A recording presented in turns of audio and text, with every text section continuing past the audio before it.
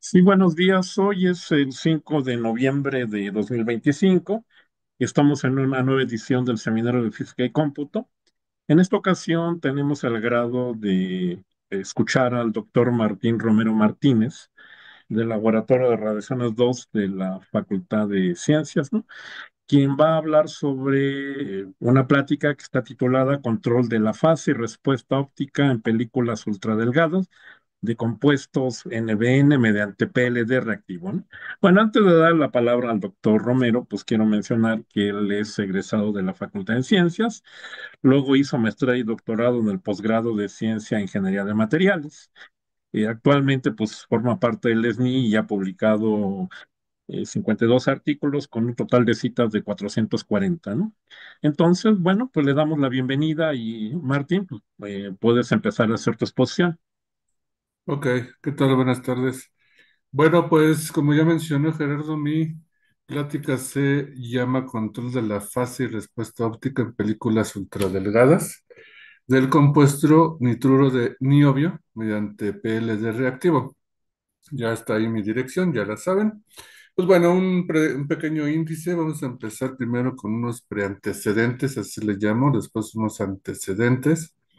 Algunos tipos de deposiciones para partículas delgadas, el objetivo general de este pequeño trabajo, el método que realmente se usó en este estudio, los resultados y algunas conclusiones. Pues vamos a empezar.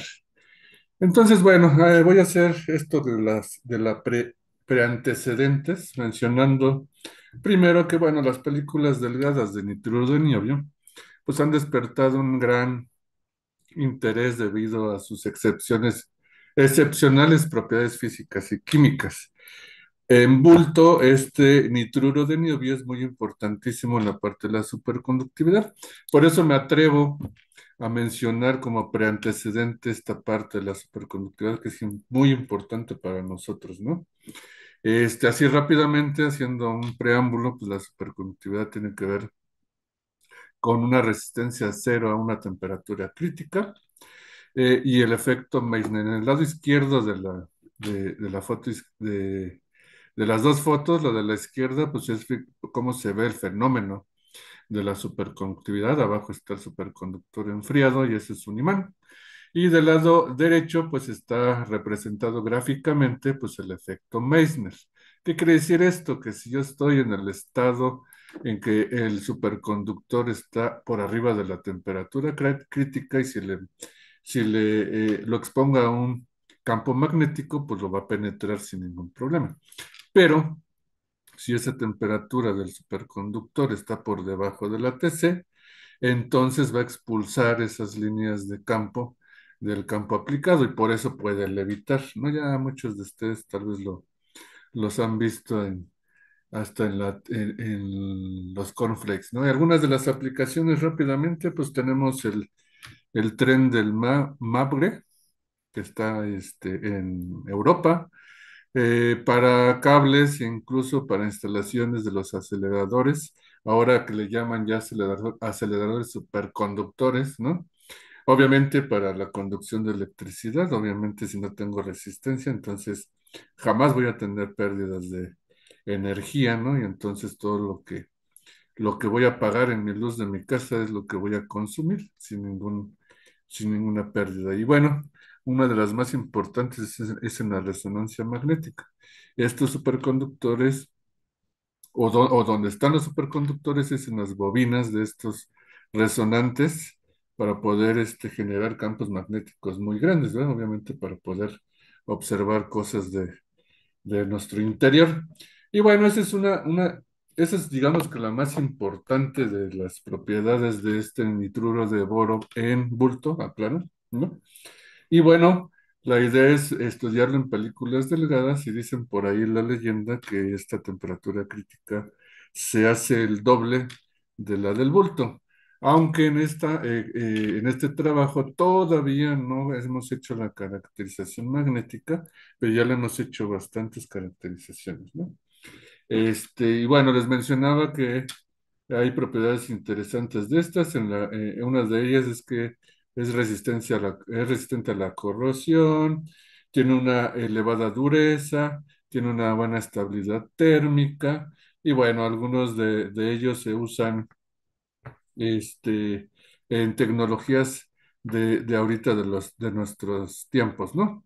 Entonces, por ejemplo, aquí tengo, ya pasando ahora sí a los antecedentes del propio trabajo, pues una representación de la celda unitaria del compuesto del nitruro de boro en bulto, obviamente, ¿verdad? Entonces tenemos este, dos niobios dentro de la celda y los nitruros alrededor de la celda unitaria. Esta puede ser entre algunas cúbica, tetragonal u ortorrómbica. Ahora ya más adelante voy a ver en cuáles me estoy basando para este trabajo, ¿no? Entonces les mencionaba, este, este material tiene un montón de aplicaciones, hasta en la industria, ya vimos en la parte médica, en la automotriz, en alimentos, etcétera, ¿no? Y bueno, aquí lo que nos importa es las películas delgadas, y bueno, hecho eh, se han estudiado algunas propiedades de y se ha notado que puede servir para cavidades de radiofrecuencia. Uno de los objetivos es mejorar el rendimiento como ya les comentaba, de los aceleradores superconductores, ¿sí? Y bueno, esto puede ser idóneo para dispositivos electrónicos, ¿no? Ya que tiene una resistencia térmica y química bastante buena y como ya lo había comentado, para en resonancia magnética y etcétera, ¿no? Ahí hay un dibujo pictórico de una película, ya como un transistor, pero bueno. Ahora bien, esto, esto es una imagen, creo que se me sobreteó el anuncio, pero bueno, esta es una imagen pictórica de lo que vamos a hacer, o de lo que se hizo más bien. Es tener un sustrato, ¿no? Y luego de alguna manera, que voy a platicar más adelante, en este caso es usar una fuente de vapor, en donde prácticamente va por adherencia, vamos a ir colocando los átomos y crecer la película por medio de nucleación del sistema niobio nitruro, ¿no? Algunos de los depósitos que se han realizado en la literatura, pues existe la pulverización catódica magnetrónica, ¿no? Que esa es como que la mejorcita para poder depositar este tipo de películas, ¿no? Pero bueno, también existen otras como la deposición por arco catódico, la deposición de capas atómicas, la epitaxia de haces moleculares y la que nos va a interesar, que es la deposición por láser pulsado, sus siglas en inglés PLD, ¿sí?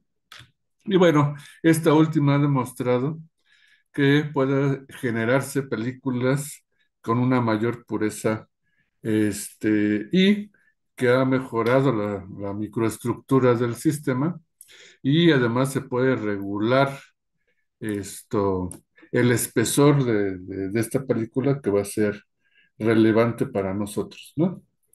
Ahí en las fotos, pues es una del lado izquierdo, tenemos lo que pasa dentro de la cámara de la deposición de PLD, que simplemente es calentar de alguna manera el compuesto. Puede ser que se pueda meter por separado como niobio y como una atmósfera de nitrógeno, o bien se puede hacer el bulto y hacer un blanco y atacar el sustrato mediante energía, ¿no? Y bueno, del lado izquierdo pues tenemos el aparato que está en el ICAT, ¿sí? Y bueno, el objetivo general, como les comentaba, pues es variar sistemáticamente la presión parcial de nitrógeno durante la deposición láser pulsada o PLD para inducir la evolución de esta fase o del compuesto en estas películas de niobio. Niobio nitruro X. ¿Por qué la X? Porque entonces nosotros de alguna manera o intrínsecamente se va a variar el contenido de nitruro por este método de deposición. Y bueno, un pequeño resumen de lo que vamos a ver es que se hace unas transformaciones estructurales bajo presión y obviamente en términos de la cantidad de nitruro que se deposite, ¿sí? Y estas se van a correlacionar o se correlacionaron con la estructura mediante estudios de difracción de rayos X, el tamaño de cristal o del cristalito que va a ser mediante el análisis de Shearer, la química superficial y la estructura electrónica de la banda de valencia usando XPS. Aquí ya no puse el nombre completo en español, pero es espectrometría de fotoelectrones de rayos X. Sí, esas XPS es su nombre en inglés, ¿no?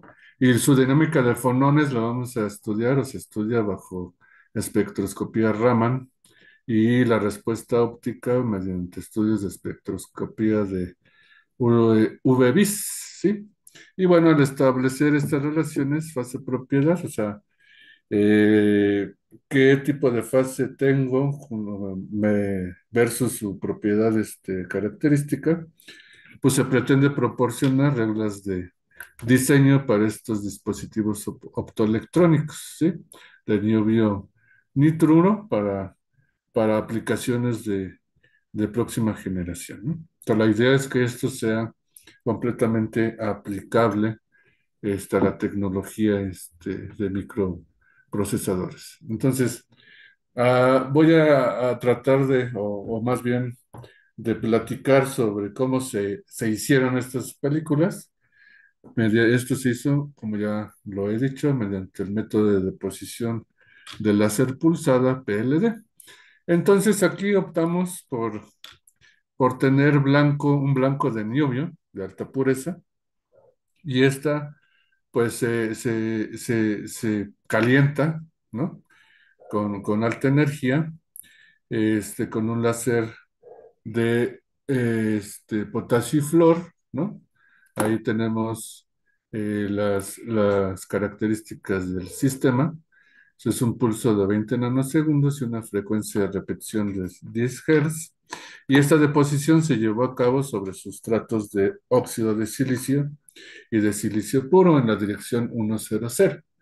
A una distancia fija, se fija la distancia entre blancos sustratos de 5 centímetros y una afluencia láser de 7.3 joules sobre centímetro cuadrado. Ahí se me pasó a poner el subíndice. Y al mismo tiempo nos vamos a tener 27.000 pulsos, ¿no?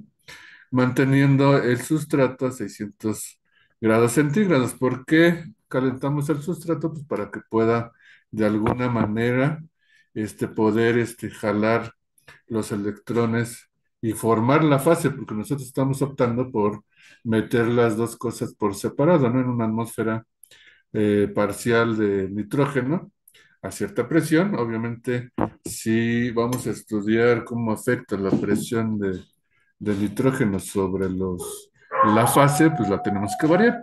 Y esa variación fue entre 8, 12, 16 y 20 pascals, ¿no? Y bueno, se obtuvieron cuatro muestras denominadas niobio nitruro 1 a niobio nitruro 4 respectivamente.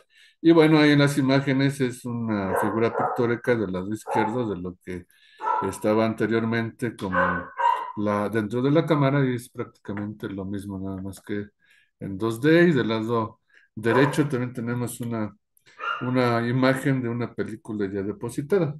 Y bueno, es relevante ver los cambios de los colores. Lo que quiere decir es que sí tenemos ahí un material depositado, ¿no?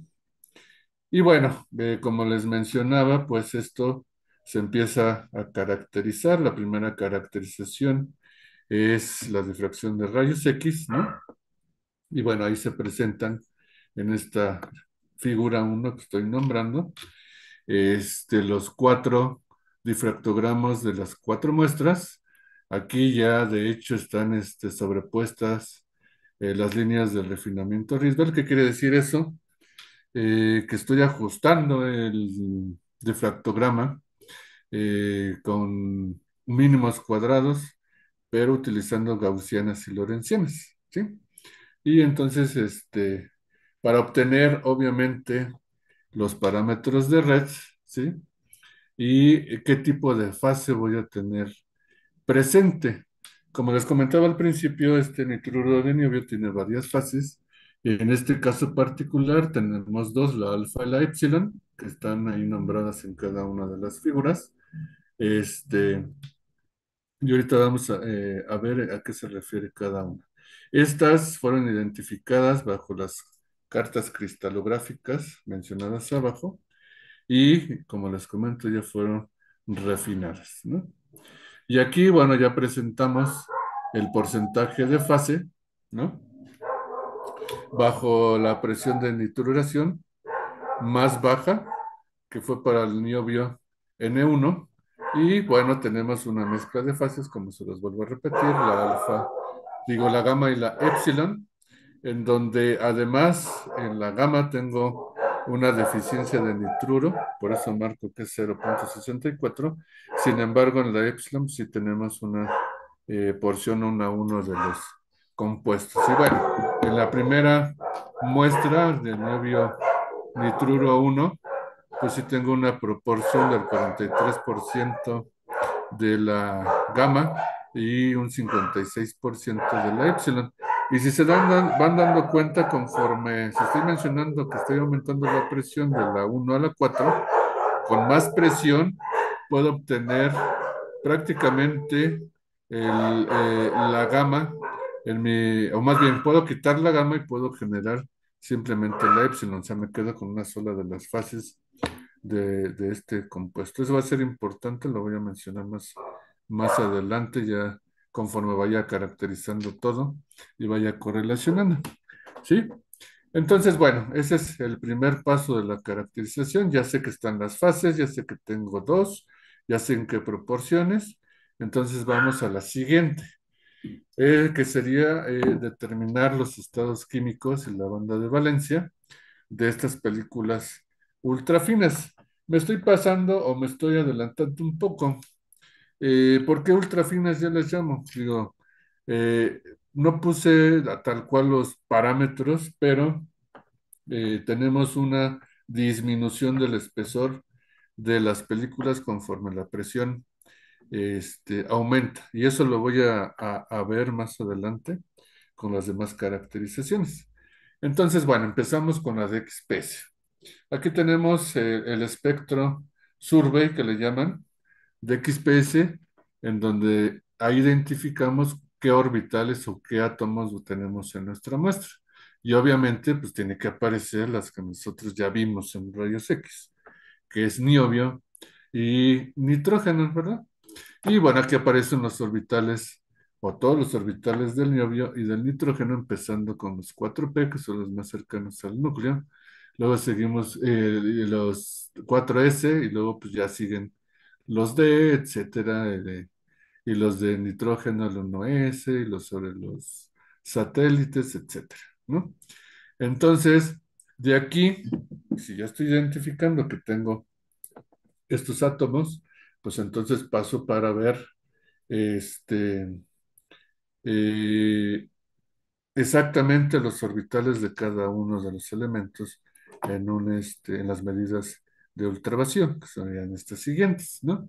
Entonces aquí ya estoy mostrando cada orbital de cada cosa que tengo en mi película del GAN. Entonces tengo niobio, que tiene que ser, se marca el 3D, obviamente es un doblete, el 3D un medio y el 3,5 un medio. Y si se dan cuenta, bueno, pues tengo la deconvolución de esos dobletes, tengo dos pares de orbitales. Una que se refiere directamente al niobio que está en el sistema. ¿A qué sistema me refiero? Al nitruro de niobio. Y este cafecito, no sé si se ve café, pero bueno, es café que tiene que ver con niobio, pero en una pequeña impureza que es niobio 2 oxígeno 5. Van a decir ahora, bueno, y entonces, ¿por qué si tú me estás diciendo que en rayos X solamente ves la fase pura? o dos fases puras, y ahora ¿por qué me dices que tengo óxido de niobio? Bueno, pues rayos X tiene una resolución, este, eh, o más bien es menos resolutivo que XPS, ¿sí? Entonces, en XPS podemos verlo, digamos, todo lo que va a tener, ¿no? Entonces, es más eficiente y por eso nosotros vemos más allá del universo, ¿no? Entonces, bueno, aparece una impureza de óxido de nitrio. En el nitruro tiene solamente un singulete, que es el 1S, bien marcado, con una energía de amarre fija. Y por último, si tenemos acá una impureza de óxido de niobio, pues entonces también vamos a tener oxígeno. ¿Ya? Se presenta en la figura D, es el orbital 1S del oxígeno, y pues obviamente este oxígeno tiene que ver con el óxido de niobio y además seguramente por una contaminación superficial por la propia técnica de XPS, ¿sí?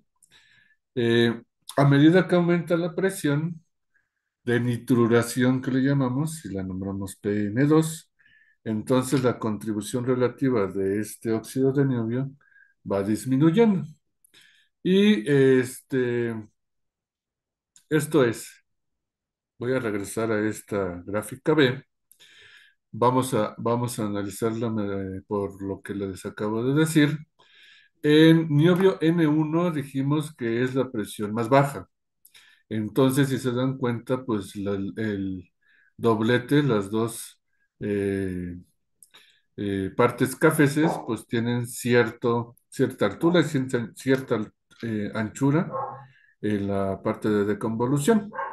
Pero si se fijan en la de abajo, que es niobio N2, que obviamente aumenta la presión, pues ese doblete se empieza a dispersar, ¿no? Se hace como una panza ya no tan definida como doblete y con una intensidad mucho menor. Y obviamente en el N3 se hace relativamente menor y en el N4 pues casi es una línea que se confundiría con la línea base de la medida, ¿no? Entonces ahí es a donde me refiero, que como aumenta la presión de nitruración, entonces va disminuyendo ese óxido de niobio, ¿no? Y va disminuyendo del 9% al 3,25 para las muestras 1 a la 4, ¿no? Entonces eso ya es una ganancia, refiriéndome a que yo quería unas muestras casi puras, ¿no? Ahora bien, ahí en la tabla presentamos los dobletes que les estoy mencionando en la gráfica, pero ya con sus energías de amarre. Esto, para el niobio tenemos 3D. En el niobio N1 la tenemos de 203,62 y de 206,40, ya para el 5 medios y 3 medios respectivamente, ¿no? Y obviamente pues tengo que identificar el niobio del óxido, que es el que sigue en 206,44 y 209,38, ¿no? Y obviamente los niobios y los oxígenos. Y existe un pequeño corrimiento, ¿no? De esa energía conforme la presión de nitruro va aumentando y eso se ve pues en el cambio, aunque es muy pequeño, de esa energía de amarre, ¿sí? Entonces va a haber una diferencia entre entre esos dos dobletes, ¿no? Y eso lo podemos, o se va a correlacionar directamente con una transferencia de carga. Pero bueno, de eso voy a hablar un poquito más adelante, ¿no? También esa separación o esa distancia entre esos dos orbitales también es evidente en el niobio, digo en el nitruro, este, para el niobio 1 y al niobio 4. Y esta tendencia o esta diferencia entre esos orbitales va a ser va a ser decreciente y como les comento, va a contribuir o va a mencionar que es una transferencia de carga entre el niobio y el nituro, ¿sí? Lo que va a reducir pues el carácter covalente de los enlaces niobio-nitruro, ¿no? Y esto pues va a ser concordante con la presencia de la presión de nitrógeno 2 que va aumentando, ¿no? Por otro lado, se mide también la banda de valencia de las cuatro muestras que se va a mostrar en la siguiente figura. Y bueno, voy adelantando. Se van a observar tres características distintivas, digámoslo así. Voy a poner la gráfica. Este, entonces, tenemos dos, esta es la banda de valencia. Recordemos de nuestros cursos de teoría de bandas, la banda de Valencia es la última banda ocupada, este, antes de llegar a la de conducción, ¿no? Cuando tenemos un conductor o un metal, estas dos bandas, la de Valencia y la de conducción, se traslapan. Si es semiconductor, empieza a haber una separación entre ellas, una brecha que le llaman, y esta tiene ciertas características, está entre cero y 4 o 5 electron volts, y ya cuando es más grande que eso, entonces se llama aislante, ¿no? Entonces, bueno, aquí se está estudiando esa banda experimentalmente y se identifican propiamente la contribución de cada uno de los orbitales en mi sistema, obviamente llegando al nivel de Fermi, que es el cero, la parte punteada, pues la mayor contribución son los orbitales 4D del niobio y los 4D de la hibridación entre los dos Ps y los 4Ds del niobio. Y por último tengo los dos S del nitruro, ¿no? Esto, por otro lado, se hace la caracterización de la microestructura. En esta figura 4 que le llamo están las micrografías de sección transversal. ¿Sí? Si se observa una zona blanca, no sé si lo alcanzan a ver, ¿no? En donde está el depósito, y en las partes grises, pues realmente tenemos, pues, la exposición del sustrato, o sea, del óxido de silicio y del silicio. Evidentemente, estas películas no son 100% homogéneas debido al- a la forma de cómo se depositaron, ¿no? Recordemos que fue un blanco de niobio y teníamos la atmósfera de nitrógeno, entonces era bastante complicado hacer la nucleación al final del sustrato. Tal vez hubiera sido un poco, o hubiera ayudado un poco más que hubiera sido un blanco ya del compuesto, o sea que hubiéramos hecho el bulto de niobio nitruro y entonces ese ya se calienta y se bombardea directamente al sustrato. No se hicieron las pruebas, dado que en el momento que se hizo este trabajo, no contábamos con atmósfera en mufla para nitrógeno. Entonces, por eso se decidió hacer de esta manera y pues la verdad, tuvimos bastante éxito, ¿no? Y bueno, otra de las caracterizaciones importantes, porque recordemos que una de nuestros eh, objetivos es ver el espesor de estas películas. Entonces, eh, de aquí, en estos espectros Raman, aparecen también las contribuciones directas de los dos elementos, ¿sí? Y de un óxido. Ahorita vamos a ver con más eh, énfasis, ¿no? En términos de los espectros de absorbancia del UV visible, estos se muestran en esta gráfica, en donde todas las muestras presentan un aumento constante de absorbancia, ¿sí? desde la región ultravioleta, o sea, alrededor de los 200 nanómetros, hasta aproximadamente 700 nanómetros, que sería la última pancilla que tiene el espectro, y después obviamente cae a casi cero, ¿no? En el rango visible. Y este comportamiento se ha descrito en otros documentos ya publicados para películas ultrafinas, ¿no? Además, la observancia total, tanto en la región UV como en la visible, aumenta sistemáticamente conforme la presión del nitruro. Esto es, si vemos la gráfica, la uno está por debajo del azul, y la azul por debajo de la verde, y la verde por debajo de la naranja, que bueno, aquí los colores no ayudan mucho. La primera roja parecería. Pero bueno, sí hay una diferencia, ¿no? Y obviamente a lo que me refiero con la eh, que aumenta es justamente en la forma de la gráfica, ¿no? Que una que está por debajo de la otra. La amplitud, obviamente, de todos los picos o las panzas es mayor para la muestra 4 que para la muestra uno, ¿sí? Además de estas caracterizaciones, pues podemos mostrar, pues se muestra en esta gráfica, los diagramas TAUC obtenidos mediante el modelo de transición directa para determinar las bandas prohibidas ópticas.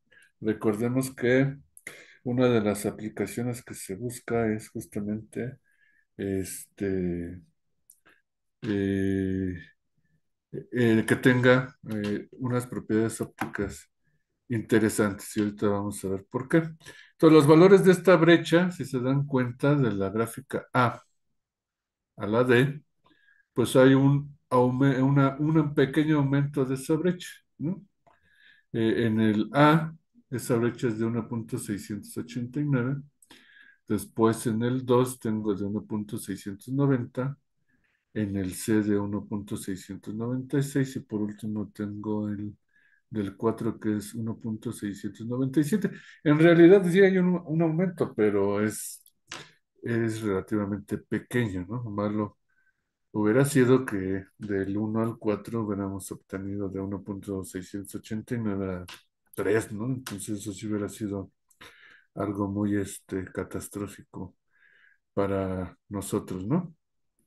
Y este pequeño aumento, pues se sugiere o puede deberse a una mayor contribución óptica de la superficie oxidada, como indica XPS.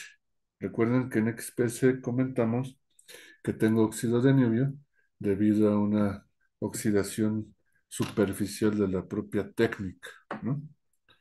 Y bueno, creo que me fui un poco rápido, pero en fin, vamos a ver algunas conclusiones de este trabajito.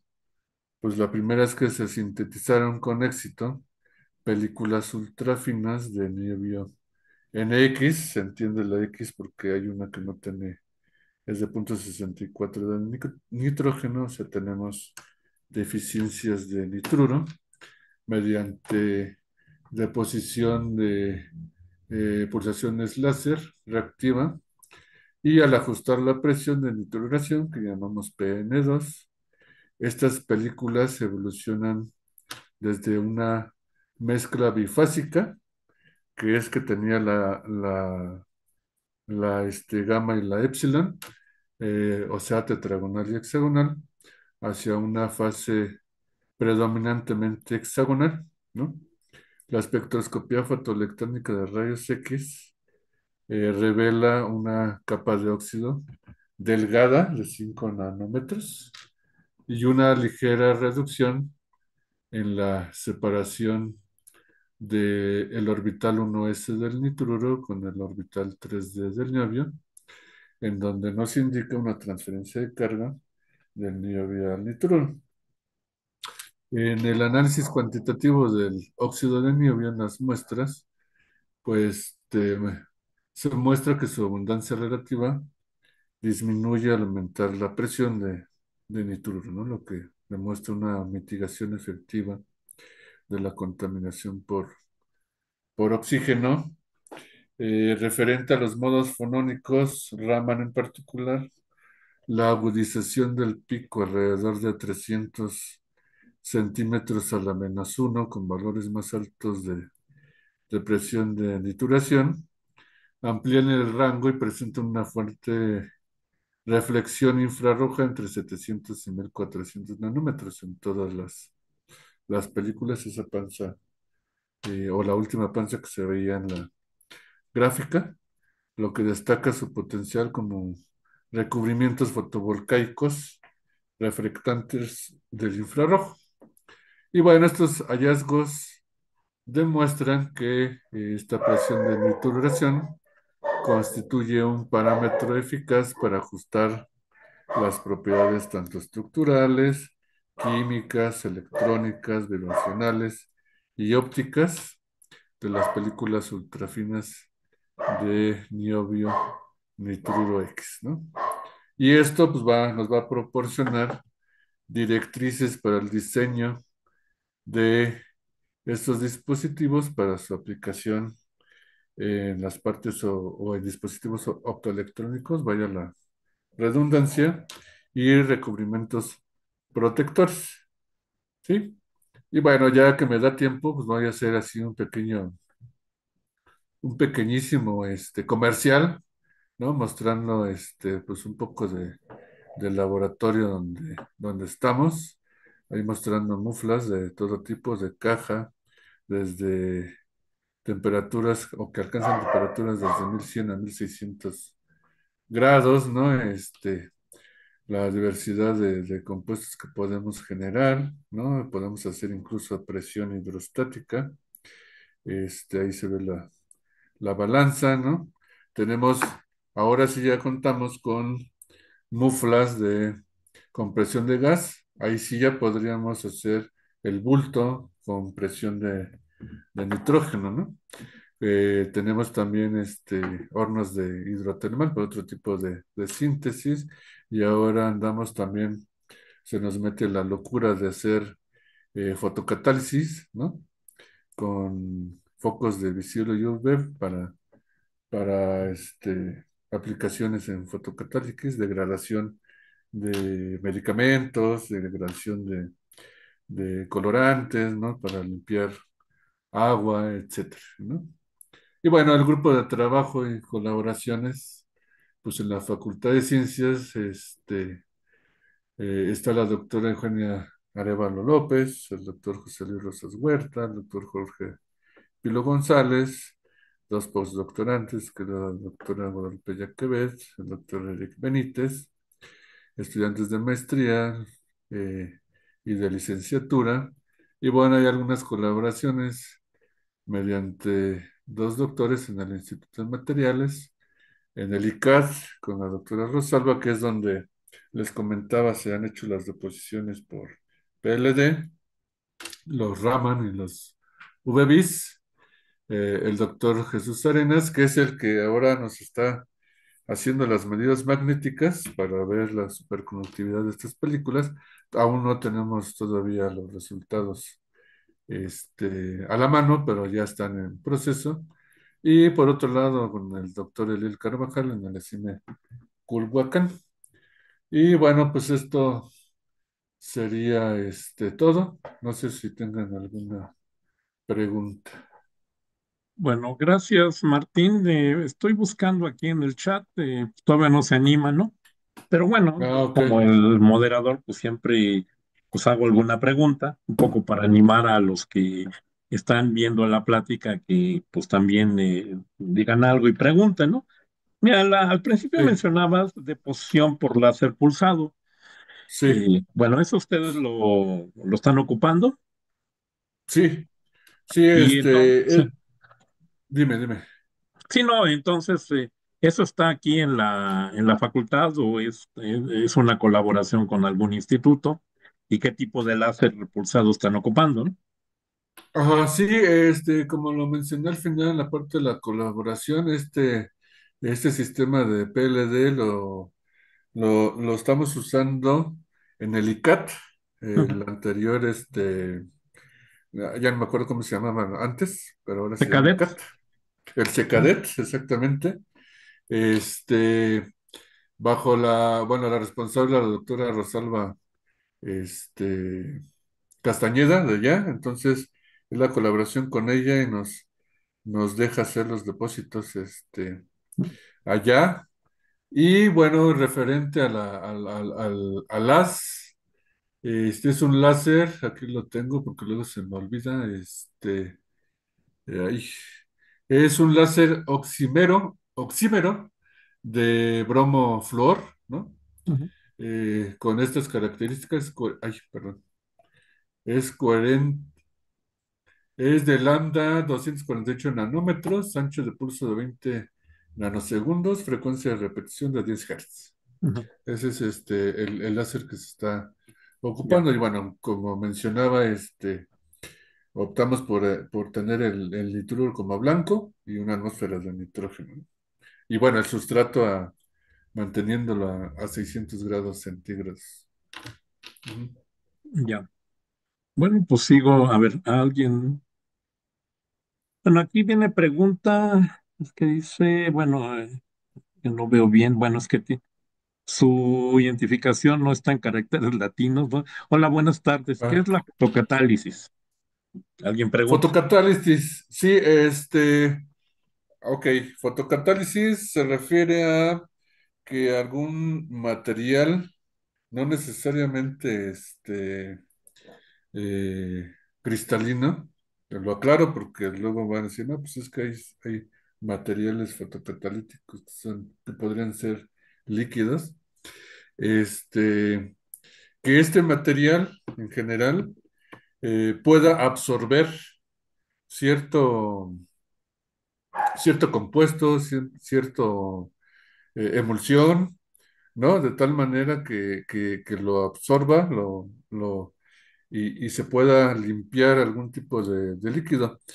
Por lo regular, la fotocatálisis ahorita está en su auge, ¿no? Porque se busca limpiar, por ejemplo, aguas negras o limpiar incluso zonas áridas de metales pesados, limpiar, recuerden que, o recordemos que los hospitales son los mayores generadores de contaminación, por medicamentos. Entonces se busca de alguna manera absorber eso para que no sea contaminante. Entonces el material absorbe eh, cualquier tipo bueno, no cualquiera, ¿no? Porque depende del material, lo que va a absorber y podemos limpiar lo que queramos. Bien. Mira, bueno, quien hizo la pregunta se llama Sergio Emiliano Zavala Vega.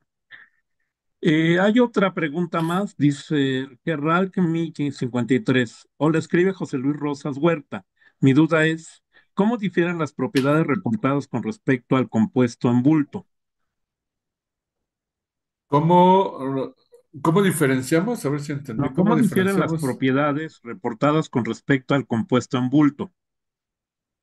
Ah, bueno, en realidad nosotros no hicimos el bulto, ¿no? Todas las caracterizaciones, por ejemplo, difracción de rayos X.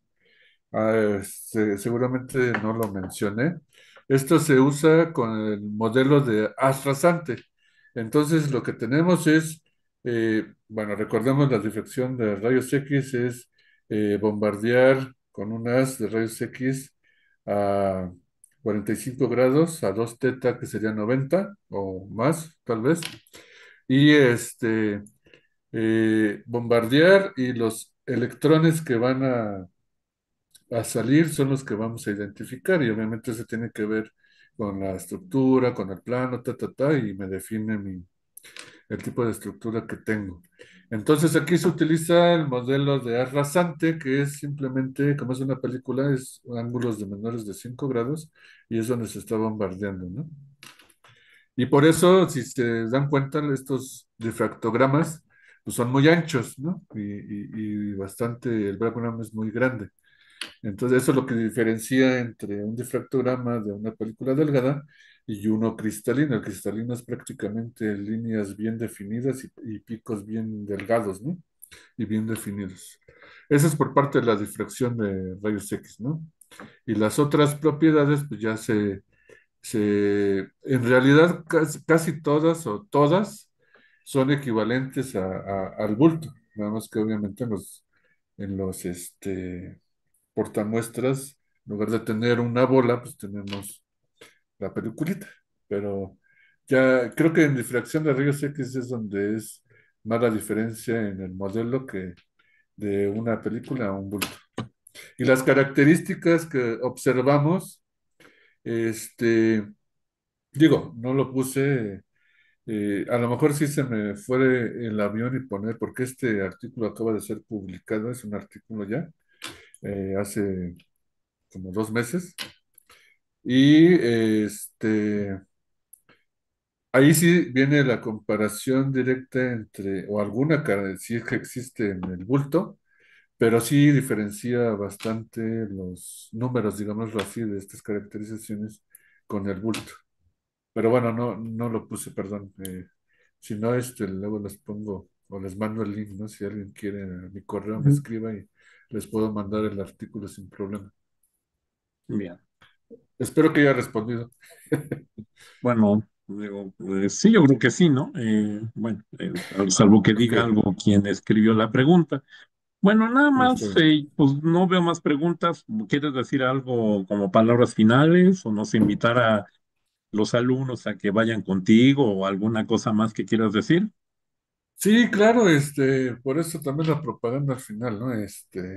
Ya es con maña, estamos abiertos ahí en la facultad para hacer eh, todo lo que se pueda, invitar pues, a los chavos de hacer desde servicio social hasta doctorado, postdoctorado, y hacer estudios de este tipo de películas. También hacemos en bulto, hacemos de superconductores, e incluso hemos hecho cálculos, pero obviamente esta plática la dirigí a puramente experimental, pero también hacemos simulaciones de algunas de estas propiedades, pero teóricamente, ¿no? Y las empalmamos con el experimento. Entonces están cordialmente invitados. Ahí está mi correo,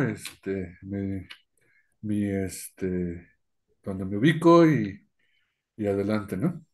Eso sería Ujú. todo. Pues aquí es que, ¿cuál es su correo? Quien pregunta, bueno, pues era Aquí M está ya en la Romero, creo, ¿no? presentación.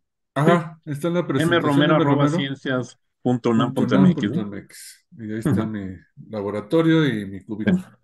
Sí, y bueno, si no, pues entonces se van al principio de la presentación porque esta queda en YouTube, ¿no? Y ahí pueden ver, Ajá. porque en la primera lámina venían tus datos, ¿no? Sí, de hecho, según yo, está la primera ahí puesta en la presentación. Sí. Bueno, pues Bueno, entonces, pues finalizamos la plática. Te agradecemos, Martín, y a todos los que nos sigan, pues los invitamos a la próxima semana, ¿no? A la siguiente plática que creo que va a ser el doctor Luis Quintanar de el Instituto de Geofísica, ¿no? Bueno, pues gracias a ok. todos y hasta luego. Bueno, pues hasta luego. Hasta luego. Buena tarde.